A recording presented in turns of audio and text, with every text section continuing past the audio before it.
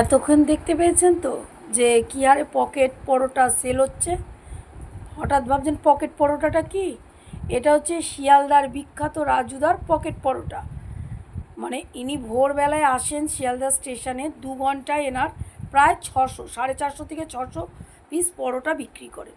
তা সেটাই খেতে গেছিলো ছেলে এবং ছেলের মানে বন্ধুরা শিয়ালদাতে। ওটা ছিল সোমবার দিন গেছিলো। বলছে মা একটা জায়গায় পরোটা হয় খুব ফেমাস, আমি তোমার জন্য ভিডিও করে নিয়ে আসবো। বললাম ঠিক আছে যা।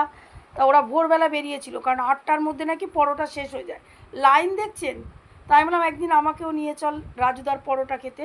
ছেলে বলছে মা পরোটা তরকারি তো অসাধারণ, বড়ি দেয়া, সয়াবিন দেয়া, ছোলা দেয়া, একটা সবজি মানে মানে শুধু আলু দিয়ে তরকারি, আর পরোটা একদম তুলতুলে পরোটা নরম, আর একটা করে ডিম সিদ্ধ, মানে 3টে পরোটা তরকারি আর একটা ডিম সিদ্ধ দিয়ে 30 টাকা। যদি 3টে পরোটা তরকারি হয় তাহলে 20 টাকা।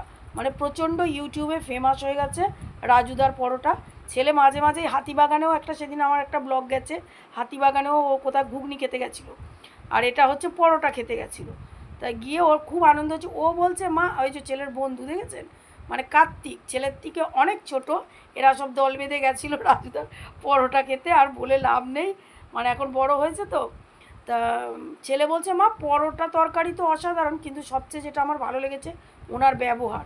বলছে এত মানে মানে ভিড়, তার মধ্যে ও সবাই যে খাচ্ছে তা না, বেশিরভাগ ব্লগার মানে ইউটিউবে সব ভিডিও করছে, কিন্তু উনি শান্ত মাথায় মুখে মিষ্টি হাসি উনি পরোটা সেল করে যাচ্ছে। ওইটাই সবচেয়ে ভালো লেগেছে, যে একটু রাগ নেই, অধৈর্য নেই, সবাই সেলফি তুলছে, ভিডিও করছে, ওনার কোনো অসুবিধা নেই, প্রবলেম নেই, উনি ওনার ব্যবসা চালিয়ে যাচ্ছে এবং খুব মিষ্টি মুখে। তাই আপনারা যারা রাজুদার পকেট পরোটা খেতে চান শিয়ালদা স্টেশনে অবশ্যই আসবেন। এবং খুব সুন্দর, দেখুন পরোটাগুলো দেখলেই বুঝতে পারবেন একদম সফট। ভোরবেলায় ওনার বাড়ির সবাই মানে প্রতিটা সদস্যই এই কাজে ওনাকে হেল্প করে।